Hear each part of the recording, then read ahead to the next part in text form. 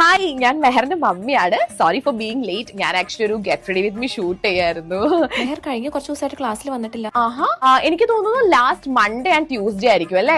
ഓ, അതെനിക്കൊരു collab shoot ഉണ്ടായിരുന്നു. അപ്പൊ ഞാൻ ഇവളെയാണ് ഈ വീഡിയോ ഷൂട്ട് ചെയ്യാനൊക്കെ കൊണ്ടുപോകുന്നത്. അതാവുമ്പോ എനിക്കാണെങ്കിൽ ക്യാമറാമാന്റെ കാശ് ലാഭിക്കാലോ. എന്റെ പൊന്നു ടീച്ചറെ, ഒന്നും പറയണ്ട. ഞാൻ ഈ കുഞ്ഞിനോട് എത്ര കാലമായി പറയുന്നു, നീ പഠിപ്പും ഈ ഹോംവർക്ക് ചെയ്യലൊക്കെ നിർത്തിയിട്ട് ഇൻസ്റ്റാഗ്രാമിൽ 2 വീഡിയോ ഇടും, യൂട്യൂബിൽ ഒരു ലോങ് വീഡിയോ ഒക്കെ ഇടാൻ. ഇതൊന്നും പറഞ്ഞ് ഇവളും കേൾക്കൂല, ഇവളുടെ പപ്പയും കേൾക്കത്തില്ല. ഇവളുടെ പപ്പേനെ കാര്യം പിന്നെ പറയാണ്ടിരിക്കണ ഭേദം. എന്റെ വെളിച്ചം കണ്ട അത് വഴി ഇറങ്ങി ഓടും. എത്ര കാലം എന്ന് പറയണു എന്റെ കൂടെ ഒരു ട്രാൻസിഷൻ, ഒരു ഗെറ്റ് റെഡി വിത്ത് മീ ഒക്കെ ചെയ്യാൻ.